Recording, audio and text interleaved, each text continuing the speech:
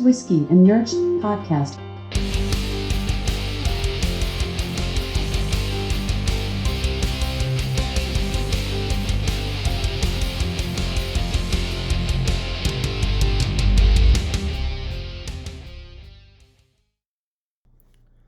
What's up, everybody? Welcome to another season of the Whiskey and Nerd podcast.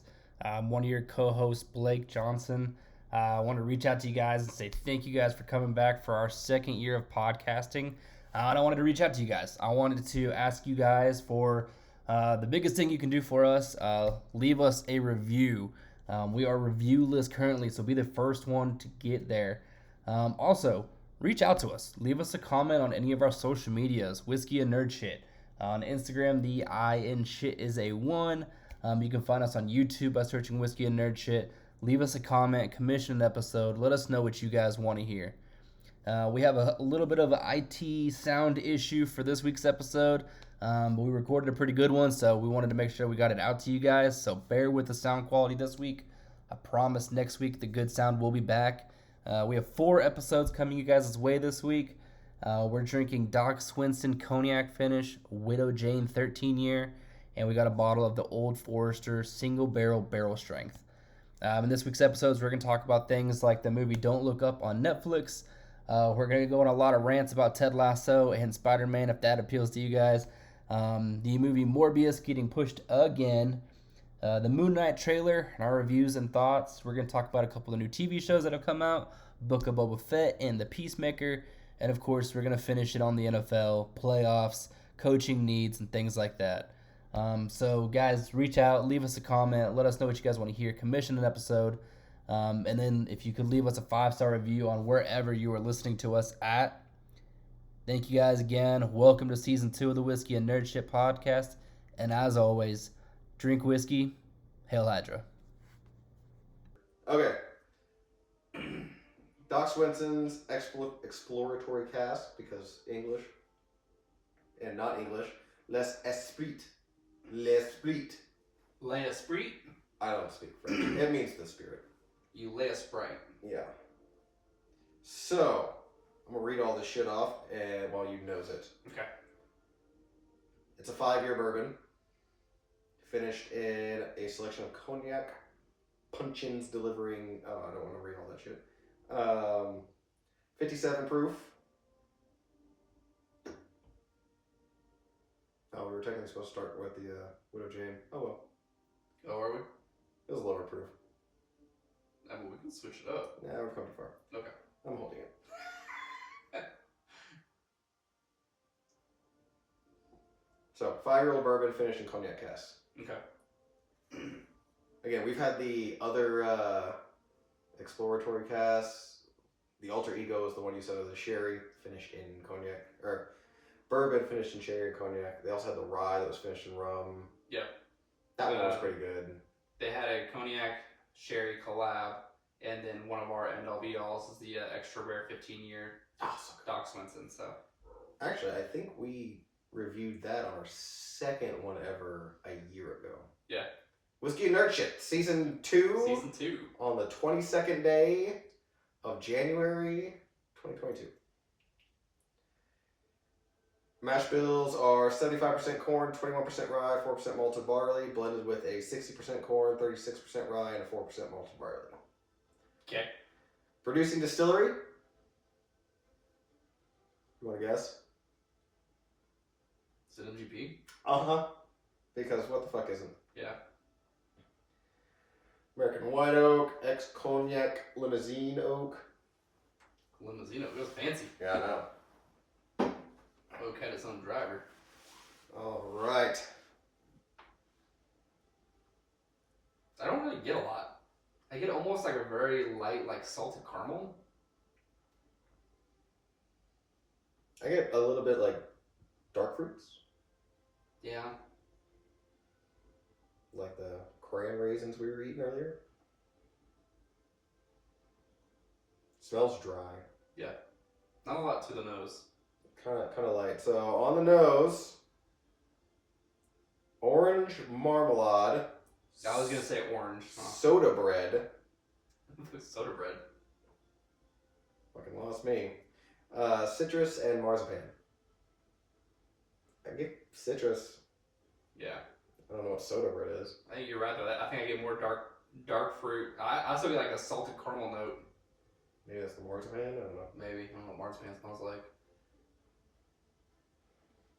You can tell we're professionals at this. We've only been doing this for a year now.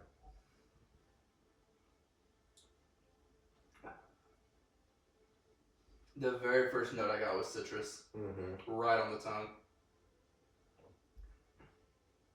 It's every bit that 57 though.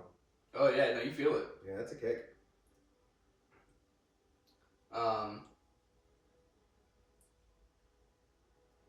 It doesn't have the same smoothness that a cognac finish typically has. At Well, least that we've tried in the past. To be fair, we are comparing it to Blood Oath. Yeah, well, we've had a couple other. We've had Jefferson Cognac. The rye. It was a rye. That's right. We have had one other cognac finish too, though, I think. We've had Irish finished cognac. Yeah, we have had that. I feel like there's one other one we have that was cognac finish as well. Oh, it's a Scotch. We've had everything but bourbon finished in cognac. That Glenlivet 14 though is phenomenal. delicious. Yeah, it's so good. So on the palate, golden raisins, wildflower honey, dark chocolate, dried tobacco. I think out of everything you said so far, dried tobacco is the one I actually get. Creme brulee, candied orange peels. I get the last three, the creaminess of the creme brulee, dryness of a tobacco, and the citrus of an orange peel. Yeah. Your golden raisin, wildflower honey, and dark chocolate. I don't get dark chocolate at all. No. That's a little bit of honey because that's the sweetness to Yeah. it. Yeah, no, dark chocolate I don't get at all. The only dark chocolate that I could get is there's a mild bitter like note. aftertaste? Yeah. Yeah. Mild bitter dryness that you could relate to dark chocolate maybe. I don't get dark chocolate. Yeah. If you took the right turns, you could get to dark chocolate. Yeah. But only if you took the right turns. Exceptional balance of sweet and citrus notes, a smooth sipping bourbon with a toasted oak finish. I do get the toasted oak. I do too. And it's very oily. I think So I'm curious. I think just it sitting out for a minute let it is going breathe. to let it open up. Yeah, I'm gonna sit on that. Yeah. Here we are. Yeah. Back at it. First time this year. We were gonna do this sooner, but Nothing happened. plenty happened. No, wait. Nothing monumental happened. Well, let's not. My first note here is gonna make you feel like an asshole. So, but we kept pushing it back because we got busy doing other shit. Christmas happened. I got the vid, Yep. which was boring as shit. I think everybody got sick around Christmas time. Like Everyone got planet COVID. sick. Everyone on the planet's got COVID. I Yeah. got 3 guys at work that got COVID. They all have the exact same symptoms. None. Nothing. Yeah. Yeah. My nose is kind of stuffy. I have a mild headache. I just feel a little weird. Not A bad. little off. Just off. Yeah.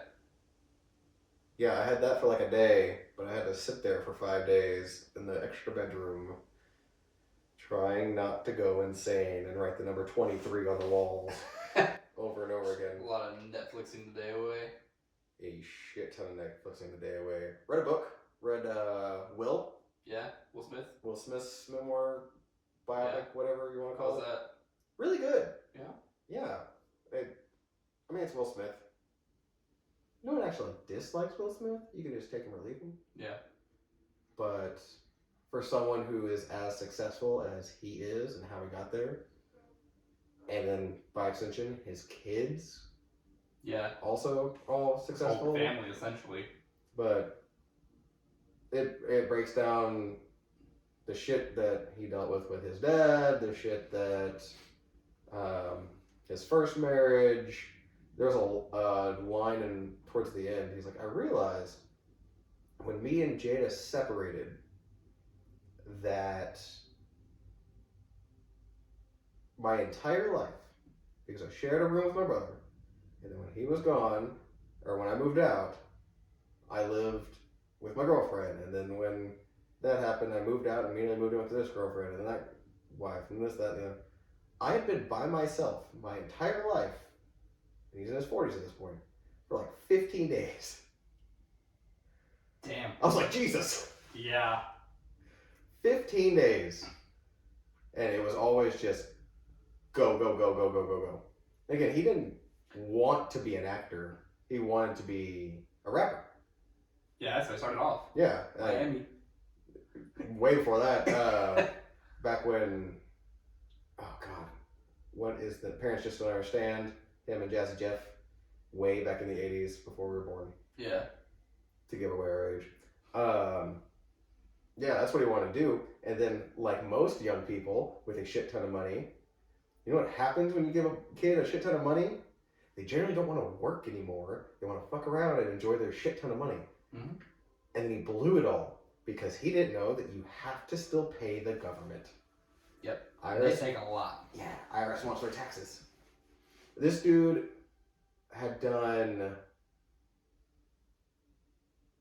I think, Fresh Prince for a couple years and did Bad Boys before he had gotten paid off with the IRS. Jeez. Yeah. I think Bad Boys. Well, I guess Bad Boys alone is like anyone's first big breakout role. You probably made like $500,000. I'm sure he got a few million off of it for comparison. It is the 90s. Yeah, Maybe a couple million. He had a couple episodes of Fresh Prince of Bel-Air under his belt. Yeah. I didn't realize that show was only on for like 6 seasons. Really? He cut it short. Because he had talked to somebody else, I think it was one of the actors from Good Times, that was like, if you keep a show going long enough, people start to leave. Yeah, people hate it. And you don't have that ending. Give everybody in your story the ending. So he's like, look guys, I'm becoming the biggest fucking movie star on the planet. Independence Day. He literally had the #1 box office movie for like 6 straight years. Yeah. In like his prime. Yeah. And it wasn't just like, oh, I had a top movie. It was the top movie, the one that always releases on July 4th every year. Yeah. Even if one July of them 4th at Christmas. Yeah, even if one of them was Wild Wild West, it was still #1. Well, the crazy thing is, he turned down another huge role to take that role. Because he turned down The Matrix For Wild Wild to West. take Wild Wild West. Oh, that I one's cool love these backgrounds. That one's cool too. Yeah. But yeah, when I was locked away, I read that one very quickly. For someone who's a really slow reader, I read that really fast. Yeah. And that was really cool. Easy, enjoyable read. Yeah. And then listening to the crap that he did, because when you get that big, you have nothing but an entourage around you at all time doing all shit for you that literally never leave your side. Yeah. And I'd imagine that's almost most celebrities. Like you said that he'd only been by himself for 15 days. Like, there's TV shows about some celebrities' entourages, how they're never alone. They're always with their guys. And they just, because once you get that big, you are a business. Yeah. You are a business, so you have to have a team making sure you don't fuck up your business. Yeah. Looking out for you. Exactly. 24/7. And fun fact, if you read all the credits on Cobra Kai, he is the one that produces that. Him and his team. Really? Will Smith. Interesting. So there's one more big thing blowing up for him. Yeah, exactly. But yeah, he had his entire team with him at all times. And then when he got Ali, a role that he did not want, because he was scared of it, and Muhammad Ali actually talked him into it, which is great. How are you going to tell Muhammad Ali no? He had to go into training camp, like full on learn. He's like, I've never been in a fight. He's been in a fight. He's like, I've never boxed before. I don't know how to throw a punch. Yeah. And you're about to portray I have this giant 6'6", 250-pound dude that follows me around since I was 17. He does all the fighting for me. I don't. Yeah. And they're like, okay, well, you're gonna learn how to fight. You're gonna learn how to box, and you're gonna learn how to box like Muhammad Ali. They would literally put him in a dark, pitch black room with nothing but a video of Muhammad Ali's jab that he would watch for like 45 to an hour every single day to make sure that they got that part right. Yeah. And he went to training camp. And the coach of that training camp made the entire team go into training camp. So if Will's out running 5 miles at 5 a.m., guess what all of you guys are doing. we're all outside running 5 miles at 5 a.m. if Will is only eating chicken, broccoli, and brown rice, we're all only eating chicken, broccoli, and brown rice. That's commitment. And they did that for like 10 years. I mean, what are you gonna do? Tell your boys like, hey, Will, I'm not gonna do that. Bye. Apparently one of them tried to, and Will didn't say anything, but his trainer's like, the fuck you doing? This dude is suffering and working his ass off to get money for all of us, and you're trying to have a fucking burrito? No, sir. Not anymore. I'm sorry. No, I was. I guess I'll put this down. But yeah, that was a really, really entertaining book, mostly because, again, he's one of those people I admire for just never stopping. Constant work ethic, constant drive, and it doesn't hurt that you have millions and millions of dollars. Yeah. Because you're the biggest movie star ever. But yeah, read that. Watched a lot of Sopranos. The Sopranos sucks. Okay? It Never sucks. even given it a shot. You can. Do you like Keeping Up with the Kardashians? Never seen it. Where there's no plot, or insert dramedy on TV here. Where there's no real plot, it's really just people's emotions, and then different shit happens around these people's emotions. That is Sopranos. They just happen to be fat Italian dudes with lifts that are in the mafia. Like, the FBI's around, but they don't put enough of a focus on that to make it a concern. Do you see what the main draw was to everyone else that loved it? I don't. Other than it's dramatic. Yeah. People like dramatic. I mean, Keeping Up with Kardashians was a huge hit show that even people that say, oh, I don't watch that stuff, go home and secretly, like, watch that stuff. Yeah. We all know who you are. But there's no, what do we always say for a character? There has to be a concern. Yeah, you just have a moment where you care. Yeah, you understand there's a problem. You see that he's trying to navigate a family and then his family business. But you never, like, you're just watching a guy get in his own way the whole time. Yeah. And there's no one plotting to get his stuff specifically. It's him bitching at his wife constantly. It's his kids growing up with their dad being in the mafia and trying to figure out how to navigate that.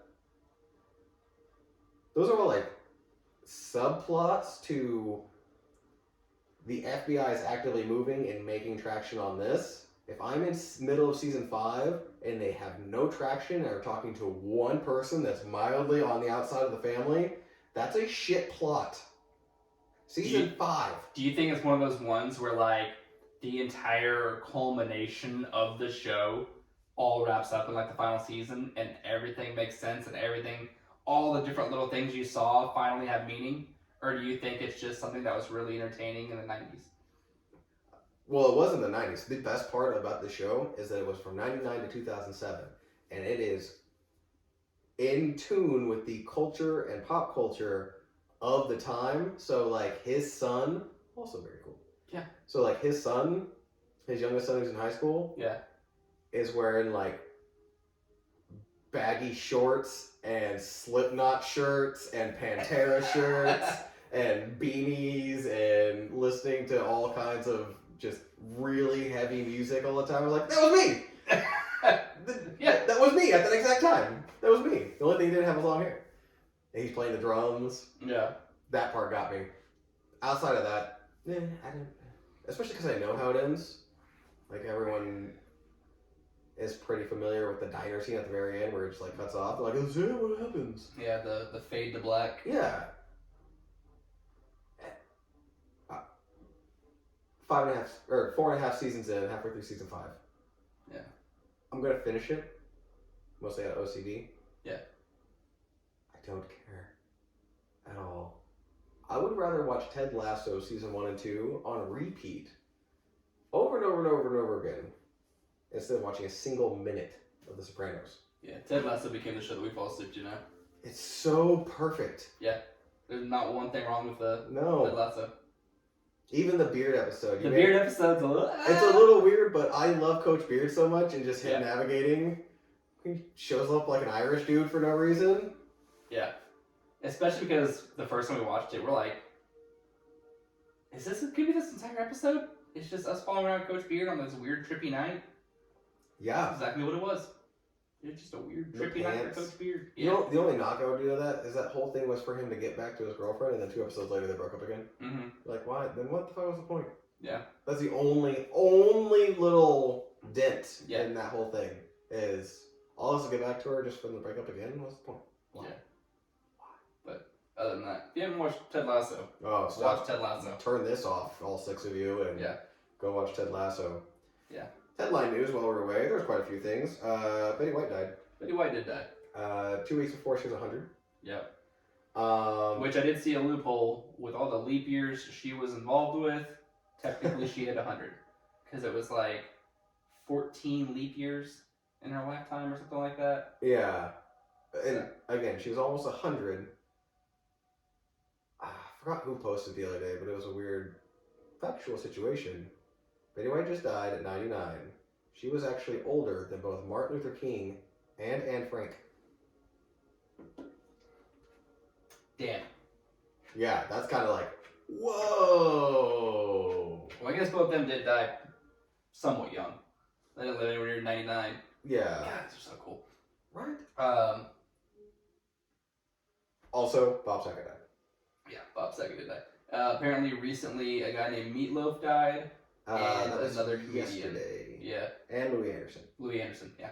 Meatloaf, is he a musician? He started out as a musician, a very popular musician. Most metal heads and metal musicians of the 80s and 90s and today were big Meatloaf fans in the 70s. He was also, God, I just spaced on his name, but the guy in the leather jacket on the motorcycle in Rocky Horror Picture Show. Okay. And what he is probably most known for, but doesn't get a lot of credit as that's Meatloaf, his name was Robert Paulson. He was the big fat guy in Fight Club. Okay.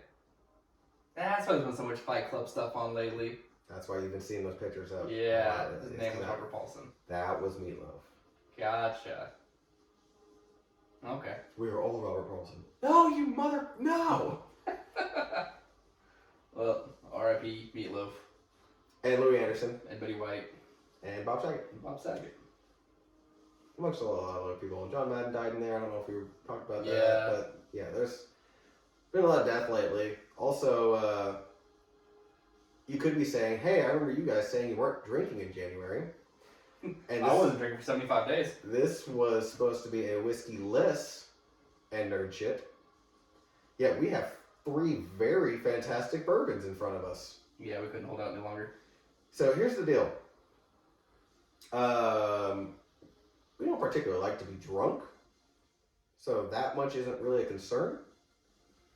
And a giant volcano exploded in the middle of the planet. Yeah. And had that been any closer to any form of land, we all could be dead right now. So life's short. Yeah. Be responsible and enjoy yourself. And enjoy these fucking backgrounds. Yeah. Jesus Christ. The music on each one, man, so good. Mm-hmm. Speaking of something happening that could end all life on planet Earth, Don't Look Up on Netflix. Yeah. That was, So one, I hadn't seen anything about it. Like, I guess nothing that comes on Netflix really gives you much previews. It just pops up one day. It's there. The only thing that was shoved down your throat aggressively was Red Notice, like you needed it to be. Well, I mean, I guess they spend that much money on making a movie. They're like, you're all going to watch this. Yes. I like it. It's the No number other one option. Netflix show ever. You kind of didn't give us a choice. Yeah, kind of by force. It's like, did you watch Red Notice? Oh, I didn't get around to it. Okay, no problem. Your subscription fee doubled. No reason. It's just every line you drop down to is With Red Notice on the first option, yeah. Okay, sure. It's almost like Coco Melon if you have Netflix for kids. Oh God. Fucking Orion's World, or fucking, she's rolling through all kinds of weird stuff these days. Yeah, fun stuff. But yeah, Don't Look Up. So we have Jonah Hill, we have Jennifer Lawrence, and we have Leonardo DiCaprio, We have, and amongst another laundry list of people that have their ins and outs of the film, Ron Perlman, who was phenomenal in it. Tyler Perry. Yeah, what's the president? I can't remember her name. Big name actress. Meryl Streep? Meryl Streep. Yeah. I did like the story where they all kept calling her the GOAT because, I mean, it's Meryl Streep. Yeah. She didn't know what that meant. She just thought they were calling her an old goat the whole time. Like, no! Greatest of all time! The movie, you can kind of relate it to Idiocracy. Yeah. Except Idiocracy was meant to be satire, not prophetic. This one's not prophetic. It's satire in the fact that it is literally just a mirror image of everything happening right now in the world. You could take each individual characters, besides the scientist, and be like, okay, that's that person. That is that person. That could be any one of these three people. Yeah. This whole group is here and it makes perfect sense. But essentially, you have an Armageddon coming. Yeah. Bruce Willis is not available, so we have to turn to the tech billionaires of the world. No one called Bruce Willis or Dennis Quaid. Yeah. God. Or was it Elijah Wood? The other one? Deep Impact. Yeah. Where's Morgan Freeman? But yeah, we tried to monetize the asteroid and we're all fucked. Yeah. And it showed the political dividedness. It showed how easily people can be corrupted by the media. Yeah. It showed just everything. It showed how no matter how serious a threat to national security or flat out humankind is, if we can spin it politically to benefit ourselves, we're going to do it. And if you look at the last few years of the United States, you're like, well, that sucks. It is accurate. By the way, that has really opened up to be something very tasty. This is really I good. can't stop. Just like, I just set it down because I'm going to chug it. Once you get past the initial heat, and maybe a small cube just to bite down on that pepper spice from the alcohol. And I think it's also the fact that while we didn't do a full dry January, I had 2 drinks last week because it was Cowboy playoffs. But before that, it was Christmas. So this is my 3rd drink since Christmas. I had scotch on... No, that was Christmas. I had a Harbinger. Ironwood Harbinger on New Year's Eve. So, I went 15 days, whatever it was. Yeah. Yeah. Which, I normally do dry weeks every other month anyway. This one I just made a double dry week. Yeah. And then the Cowboys were playing, and I was like, yeah, gotta have some alcohol while the Cowboys play, because either I'm celebrating or I'm really gonna need it and be bummed out. And sure enough, it was the second one. What's the second one? But we'll get to that. Yeah, we'll get to football. We'll definitely get to football. That'll be something. But yeah, Don't Look Up. I thought it was great. It was enjoyable to watch, entertaining, but also terrifying at the same time. Because I'm like, this could actually happen. Ironically enough, I think it was 2 days ago that an asteroid flew by Earth. It was up like 100 million miles away or something like that, but in relation to the universe. 100 million miles, like, there it goes. Yeah. So they're like, hey, this is happening, but it's out there far enough that we don't have an issue. I guess also the expandedness of the universe that to actually happen is pretty rare because of how big we think it is. Yeah, we don't know. Yeah, we don't know. Someone call Matthew McConaughey. He can explain this to us. We need those old scientists from like the 1500s. They seem to... Galileo, he knew what he was doing. He was on something. I think the banter between Jonah Hill and Jennifer Lawrence was one of the best things on that. Also, have those two been in a movie together before? Because I couldn't remember one where they had. And if they haven't, we need a new comedy centered around those two actors. Yeah. And actually, it doesn't have to be a comedy. Both of those they're so good now. Yeah. Jonah Hill was the fat guy from Accepted. Yeah. And then the fat guy from Superbad. And then he's like, oh, no, wait, I can do all these other things. Yeah. He either plays the fat guy or the skinny guy. Right, yeah. I've never played in between. But no, I'm actually a pretty big Jonah Hill fan, so I've followed most of his movies throughout his career, and I don't think he's done one with Jennifer Lawrence. The chemistry of those two playing off each other, hey, the FBI doesn't put bags over your head, that was me, I asked him to do that. Yeah, that was phenomenal. Where are we going? I don't fucking know, because I got a goddamn bag on my head. Timothée Chalamet shows up for some reason. Yeah, to be the random love interest at the end. He was awesome. I just love the end post-credit scene. It was so awkward and uncomfortable and made absolutely no sense, but then tied in something that someone had said earlier in the movie. Uh-huh. Greatness. Awkward greatness. It was so awkward. They were so naked. Yeah, a lot of naked Meryl Streep, which I doubt that was actually her. But I would be shocked if it was actually naked Meryl Streep. I don't know. Netflix got some money. They haven't shown profit yet, but they've got money. Yeah, I don't know about all that. That's still